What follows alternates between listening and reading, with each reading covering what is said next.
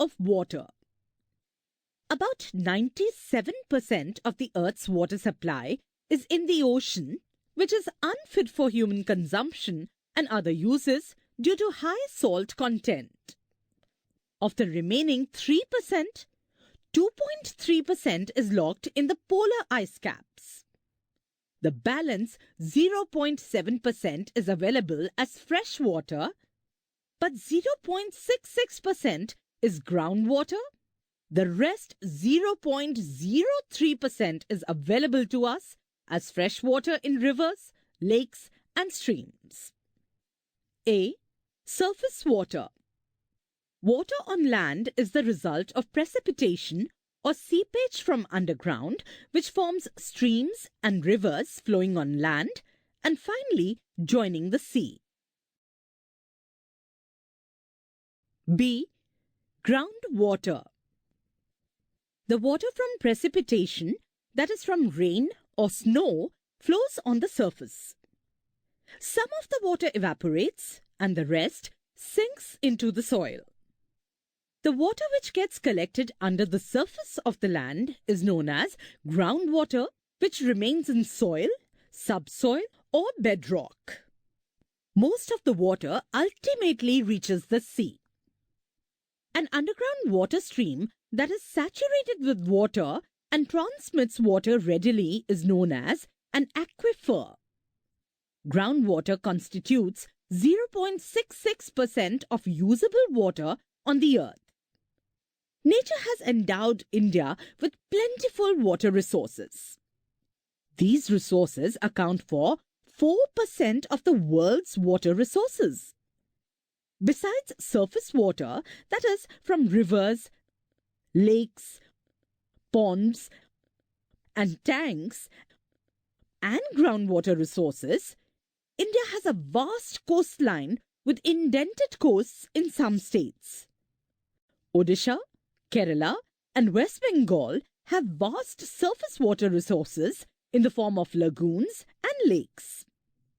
Though water is brackish in these water bodies, it is utilized for fishing and irrigation of certain crops like paddy, coconut, etc. Need to conserve water. Water is a natural resource which satisfies the basic human need. Can you live without water? Of course not. But due to increase in population, irrigation, and industrialization, the demand for water has risen. This has led to scarcity of water to such a level that it is being said that the Third World War will be fought over the issue of water. We need to conserve water for the following reasons. First, the overexploitation of underground water often results in the lowering of water table. Second, the loss of vegetation causes drought and reduction of rainfall and lowering of the water table. Third, irrigation utilizes more than 90% of the total fresh water. Fourth, the increase in population results in water scarcity. Fifth, our water resources like the underground water, rivers, lakes, etc. are polluted and the water can hardly be used without adequate treatment. Conservation practices. Due to declining availability of fresh water and increasing demand, we need to conserve water and manage our water resources. We need to take quick steps to make proper policies and laws and adopt effective measures for its conservation. This can be done by rainwater harvesting, adopting water-saving technologies, encouraging watershed development, water recycling, and preventing the pollution of water. Rainwater harvesting. Rainwater harvesting is collecting and storing rainwater, which includes activities aimed at: first, harvesting surface and groundwater; second, prevention of losses through evaporation and seepage; and third, all other hydrological studies and engineering interventions aimed at conservation and efficient utilization of the limited water endowment of an area, such as a watershed. Rain is the primary source of water according to the hydrological cycle. Rivers, lakes, and groundwater are all secondary sources of water. We depend entirely on such secondary sources of water and most of the time forget the value of the rainwater. Water harvesting means understanding the value of rain and making optimum use of rainwater at the place where it falls. Water harvesting is the activity of direct collection of rainwater that can be stored for direct use or can be used to recharge groundwater. Water has been harvested in India from ancient times. Our ancestors had perfected the art of water management. Many water harvesting structures and water conserving mechanisms were followed in each region of the country. People harvested rainwater by collecting water from the rooftops and storing it in tanks built in their courtyards. From open community lands, they collected the rainwater and stored it in artificial wells. They harvested rainwater runoff by capturing water from swollen streams during the monsoon season and storing it in water bodies.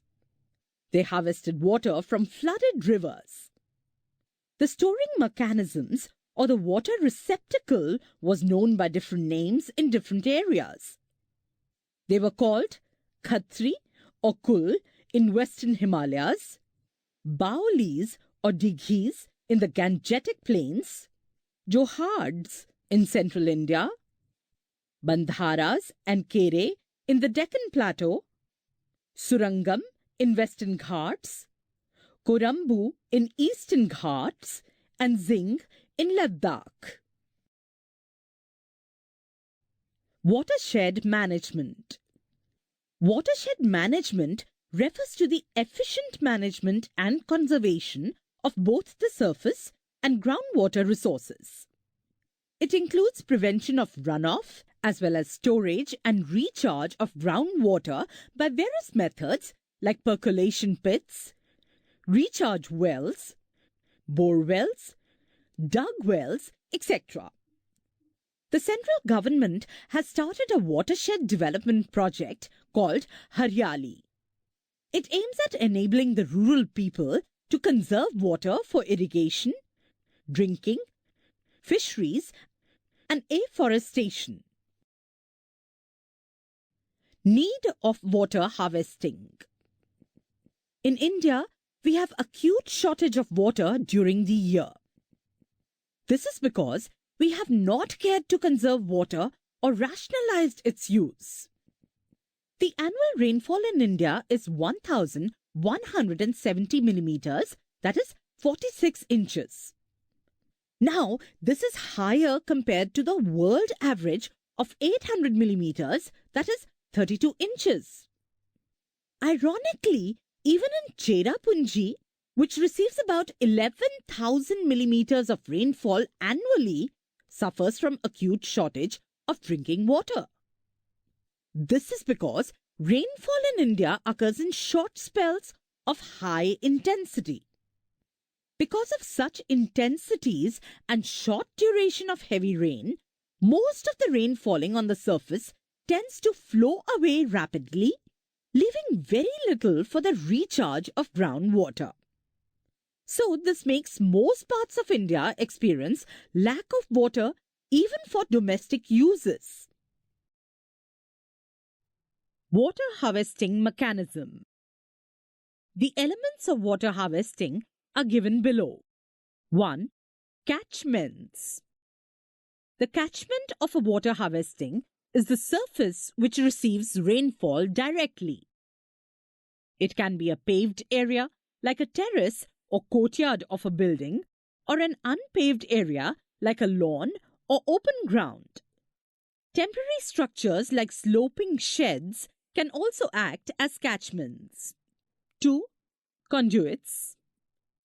Conduits are the pipelines or drains that carry rainwater from the catchment or rooftop to the harvesting system. Conduits may be of any material like polyvinyl chloride, that is PVC, asbestos, or galvanized iron, that is GI, or materials that are commonly available. 3. Storage facility. Rainwater can be stored in any commonly used storage containers like RCC, masonry, or plastic water tanks. 4. Recharge facility. Alternative to storing, rainwater can be used to recharge groundwater aquifers. This can be done through any suitable structures like dug wells, bore wells, recharge trenches, and recharge pits. Storing water for direct use. An underground RCC, that is reinforced cement concrete, or masonry tank can be used for storage of the rainwater. The tank can be installed inside the basement of a building or outside the building. Prefabricated tanks, such as PVC, can be installed above the ground. Each tank must have an overflow system for situations when excess water enters the tank. The overflow can be connected to the drainage system. Generally, runoffs from only paved surfaces is used for storing since it is relatively free of bacteriological contamination. Drain pipes that collect water from catchment area, that is rooftop, are diverted to the storage container. To prevent leaves and debris from entering the system, mesh filters should be provided at the mouth of the drain pipe. Further, a first flush device should be provided in the conduit before it connects to the storage container. If the stored water is to be used for drinking purposes, a sand filter should also be provided. Water quality improves over time during storage in the tank because impurities settle down in the tank if the water is not disturbed. Even pathogenic, that is, harmful organisms gradually die out due to storage. Biological contamination can be further removed by disinfecting the water. Many simple methods of disinfection are available which can be carried out at the domestic level. Recharging groundwater aquifers. Various kinds of recharge structures are possible which can ensure that rainwater percolates in the ground instead of draining away from the surface. Some of these are 1. Bore wells and dug wells. Bore wells and dug wells are used to raise the underground water table by collecting rainwater on the rooftop of the building, which is then diverted by drain pipes to a filtration tank. From there, it flows into the bore well or dug well. 2. Recharge pit. Recharge pit excavated into the ground, lined with a brick or stone wall with openings at regular intervals. 3. Percolation pits or soakaway. Percolation pits or soakaway is a bored hole of up to 30 cm diameter drilled in the ground to a depth of 3 to 10 meters. 4. Recharge trenches. Recharge trenches are excavated on the ground and refilled with porous media like pebbles, boulders, or brickbats to harvest the surface runoff. 5. Permeable surfaces. Permeable surfaces, like a patch of grass, is used to retain a large proportion of the rainwater falling on it, yielding only 10 to 15% as runoff. Irrigation. Irrigation refers to the process of watering of agricultural plants through artificial means from wells, tanks, tube wells, canals, etc. From the point of view of sustained agricultural production and all-round development, water is the most precious resource. Presently, about 92% of water is used for agriculture, 2% for industries, and 6% for drinking and domestic purposes. For farmers, rainfall is still the most important source of water. About 55% of the net sown area in the country depends on rainfall to sustain crop production. Success in dry farming depends on moisture conservation practices and judicious use of available water for irrigation. Under this situation, it is imperative to utilize artificial means to raise crops. In India, irrigation has been practiced from ancient times. A number of artificial lakes and canals that dot the country are centuries old, and some of them have served for more than 1,000 years. The notable examples are the two big tanks in Chingalput district of Tamil Nadu, constructed in 8th and 9th centuries AD, and the Grand Anicut built across the Kaveri River during the 2nd century AD. The irrigation canals built by various rulers from time to time testify the importance of irrigation in the development of agriculture in India. After India attained independence and began planned development, the increase in irrigation potential was regarded as one of the prerequisites for agricultural development in the country. This was because of the following reasons. 1. Uncertainty of rainfall. The rainfall in India is highly irregular in place and time. That is, normal rainfall is marked by wide fluctuations in different parts of the country. Sometimes the monsoon arrives early, and at times it comes late. Not only is the arrival and withdrawal of rainfall uncertain, but also its continuity, rhythm, and intensity. The rainfall is not regular throughout the rainy season, leading to water scarcity and withering of the crops. Hence, irrigation is the only means to supplement rainwater to raise crops. 2. Uneven distribution of rainfall. In India, the distribution of rainfall is quite uneven. Most parts of the country receive 80% of the annual rainfall from June to September from the southwest monsoon. Western Ghats and eastern India receive more than 250 centimeters of annual rainfall, whereas the northern plains and the eastern peninsula receive between 100 and 200 centimeters of rainfall. Saurashtra Kutch region of Gujarat, parts of Punjab and Haryana and western half of Rajasthan lie in the arid zones. Here the amount of rainfall is low and there is a constant scarcity of water.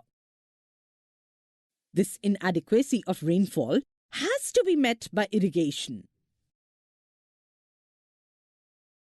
3. Crop requirements. Different crops require different quantities of water for their growth. First, most of the crops do not require water when they are maturing.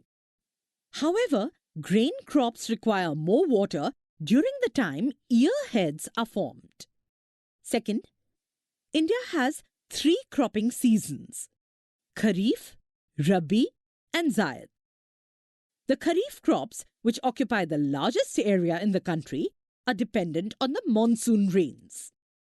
When irrigation facilities are not developed, these crops are grown as rain-fed crops. Rabi crops are grown on the soil moisture which is left after the harvest of Kharif crops or over the area where a short supply of irrigation is available. Zaid or summer crops are exclusively irrigated crops. Further, the rapidly growing population has forced the farmers to raise 2 or 3 successive crops in a single year. This cannot be done without the help of irrigation. Third, high-yielding varieties requiring higher quantity of chemical fertilizers need more moisture, which could be supplied only through irrigation. Fourth, commercial crops like sugarcane need higher quantity of water as they require frequent watering, which could be managed through efficient irrigation system. 4. Nature of the soil. The water requirement of different crops depends on the nature of the soil. For example, clayey soils have higher moisture holding capacity and therefore require less irrigation. On the other hand, the sandy loam have less moisture retentive capacity and need frequent watering. Similarly, the level and lowland areas require less water than the sloping and highland areas. 5. To utilize river water effectively. Many rivers in India are not perennial and carry insignificant flows during the Rabi season. There is also a wide disparity in the water flow from year to year. The rivers of central and southern India have water for the 4 months of monsoon rains and remain largely dry during the 8 months of the year. Therefore, to effectively utilize the water of these rivers, means of irrigation have to be used. 6. To maximize production. To obtain maximum production, irrigation is a must. According to agricultural scientists, the production of irrigated crops is more than the unirrigated crops in the same area. Means of irrigation. Based on the availability of surface, that is river, and groundwater, relief, soils, and climatic conditions, different means of irrigation are utilized in India. The conventional means of irrigation include wells, tanks, and inundation canals. The modern means of irrigation include tube wells, perennial canals, drip irrigation, etc. For example, in the crystalline soil areas of Deccan Plateau, tanks form the major source of irrigation, whereas the alluvial tracts of the Gangetic and coastal plains are best suited for canals and well irrigation. The conventional means of irrigation used in India are the following. Wells. A well is a small hole dug in the surface of the earth to obtain water from the subsoil for irrigation and other purposes. It is a cheap, simple and dependable source of irrigation. Well irrigation is practiced in areas where plenty of groundwater is available and the depth of the water table does not exceed 15 meters. Area.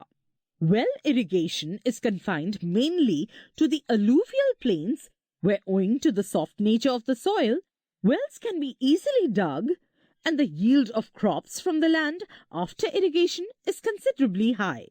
Wells are dug in the middle of the area to be irrigated and at a place which is relatively at a high level.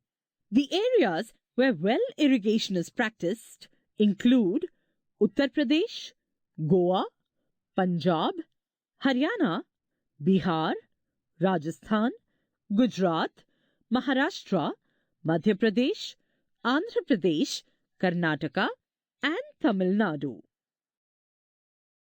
Method of lifting of water from wells. The water from the wells is lifted for irrigation in a number of ways. First, Persian wheel method. It is used mainly in Punjab, Haryana and western Rajasthan. It is a partly submerged vertical wheel with buckets attached to the rim. As the wheel is turned by draught animals rotating a geared horizontal wheel, the buckets are filled and emptied into a trough above, which carries the water to crop-sown fields. Second, lever method. It is used in Bihar and Andhra Pradesh. It is a very economical and efficient method of lifting water from shallow wells to a height of 3.5 to 4.5 meters. The lift consists of a strong log laid across a fulcrum, a bucket attached to the long arm by means of a bamboo or a rope, and a heavy weight attached to the other side of the log. When the bucket is full, one person gently releases the rope and the bucket comes up as the stone goes down. The bucket is emptied into the field channel and again lowered into the well. Third, inclined plane method. This method is also known as mahot. In this type, a pair of bullocks move down from the slope, that is inclined plane, specially constructed from the wall of the well. A bucket or a leather bag which is discharged into the connecting channel, pulling from behind. The rope goes through pulley in this process. After discharging the water, the bullocks walk up the slope until they reach the top, by which time the bucket reaches the surface of the water and gets filled. The process is repeated again and again to irrigate the fields. Advantages of well irrigation. First, wells can be dug at a very low cost, which is well within the means of poor farmers. Second, oxen which are kept for ploughing the land can be utilized for drawing water from the wells at no extra cost to the farmers. Third, by the use of pumps and tube wells, water can be lifted even from great depths. Disadvantages of well irrigation. First, wells depend on underground water resources whose distribution varies from region to region. Second, it is difficult to dig wells or bore tube wells in the hilly regions of the north and stony areas of the peninsula. Third, the traditional wells dry up due to the over-withdrawal of the groundwater and lowering of the water table. Fourth, availability of electricity and diesel to operate tube wells causes many problems and is costly for farmers. Tube wells. It is a deeper well at a depth of 20 to 30 meters from which water is lifted up with the help of power-driven pumps to be used by man. It is also known as lift method. The ideal conditions for the drilling of tube wells are availability of plentiful water at great depths, level land and soft soil for the tube wells to be set up, large fertile area in its surrounding area to be irrigated, and availability of regular, cheap electricity to run the tube wells. The main area where tube wells are used include the northern plains in the states of Punjab, Haryana, Uttar Pradesh, Bihar, West Bengal, Rajasthan, Madhya Pradesh and Gujarat. Advantages of tube well irrigation. First, it is an independent source of irrigation. Second, it brings up clean water. Third, it can irrigate large area of agricultural land. Fourth, it is easier to bring up large amount of water in a short time period. Fifth, it is a perennial means of irrigation as it is drilled up to permanent water table. Disadvantages of tube well irrigation. First, excessive use of tube well water can lead to depletion of groundwater. Second, it is useless if the water is brackish.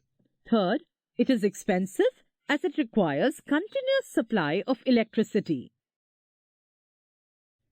Canals. India has one of the world's largest canal systems stretching over more than 1 lakh kilometers. The irrigation canals are of two types. First, inundation canals. These canals are taken out directly from the rivers without constructing any barrage or dam.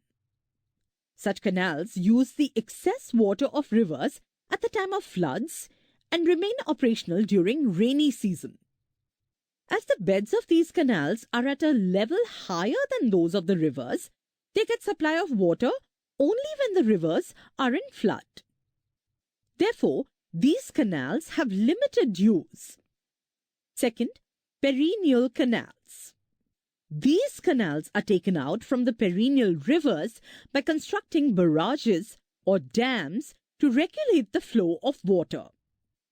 They can draw water throughout the year and irrigate large areas. Most of the canals in India belong to this category. Canal irrigation is in practice in Uttar Pradesh, Madhya Pradesh, Andhra Pradesh, Rajasthan, Haryana, Jammu and Kashmir, Assam, and Tripura. Canals also supply water to a sizable part of the irrigated area in Bihar, Odisha, Karnataka, Tamil Nadu, and West Bengal. Mizoram, the least irrigated state, is solely dependent on canals. The northern plains have elaborate system of canals. Important canals in Punjab, Haryana are Upper Bari Doab, Bist Doab, Sirhind, Bhakra, and Western Yamuna canals. The Indira Gandhi Canal, Bikaner Canal, and canals of the Chambal projects are major canals in Rajasthan. Canals in Uttar Pradesh include the Eastern Yamuna Canal, Sharda Canal, Ramganga Canal, and Betwa Canal. Damodar Canal and Mayur Rakshi are important canals in West Bengal. In Bihar, canals of Son, Gandak, and Kosi projects are the most important canal projects. In South, the canals of Nizam Sagar, Nagarjun Sagar, and Tungabhadra projects and of the Krishna and Godavari deltas are the major ones. In Tamil Nadu, nearly 1/3 of net irrigated area is under canal irrigation. Important canals in India. Here's a table showing some states and important canals in those states. In Punjab, Sirhind Canal, Bhakra Canal, Upper Bari Doab Canal. Uttar Pradesh, Sharda Canal, Upper Ganga Canal, Lower Ganga Canal. In Haryana, Western Yamuna Canal, Gurgaon Canal, Bhakra Canal.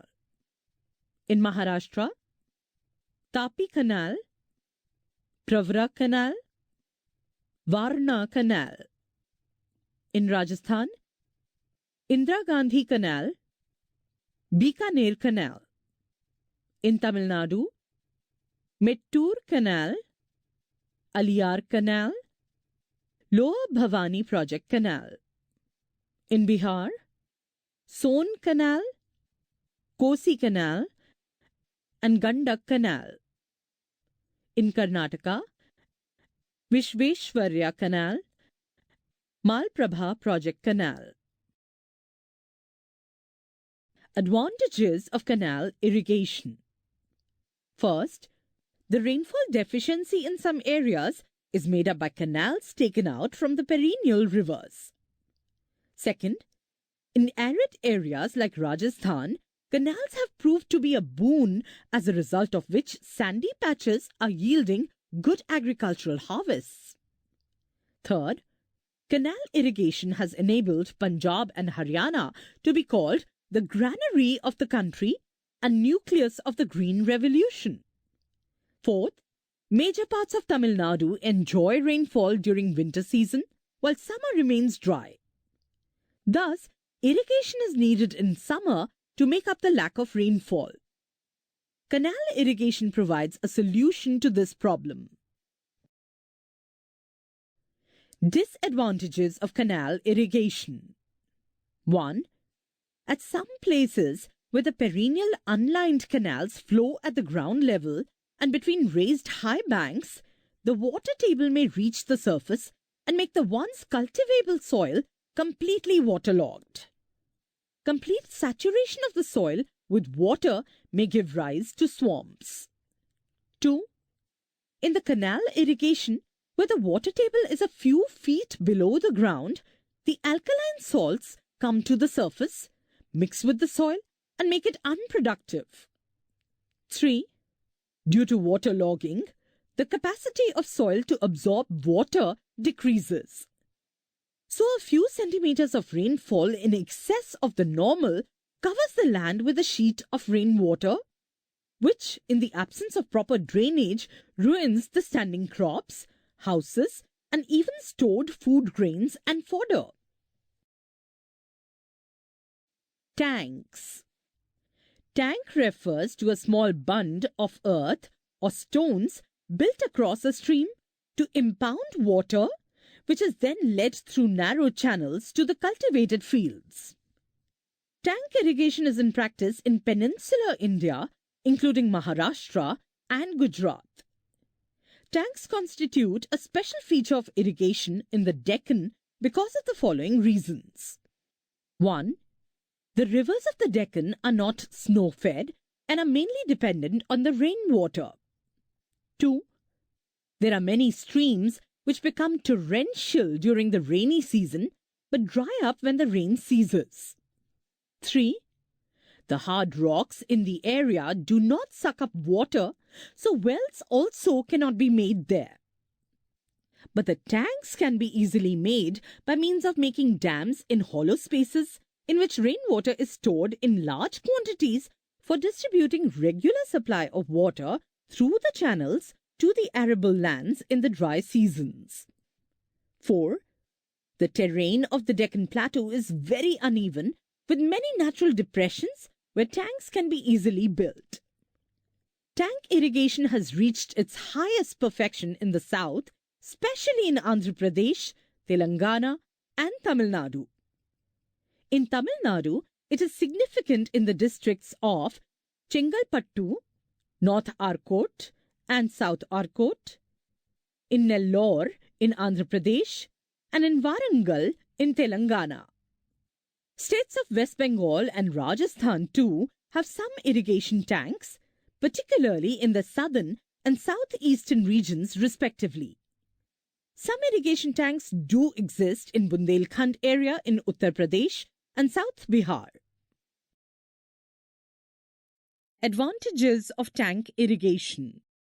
First, in the uneven rocky plateau of peninsular India, where rainfall is highly seasonal, tank irrigation is useful.